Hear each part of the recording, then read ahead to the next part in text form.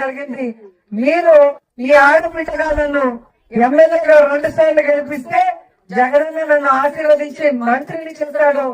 ఈ నియోజకవర్గాల్లో ఏమి కావాలన్నా కూడా లేదనకుండా ఈ రోజు మనకి చేసి పెడుతున్నారు.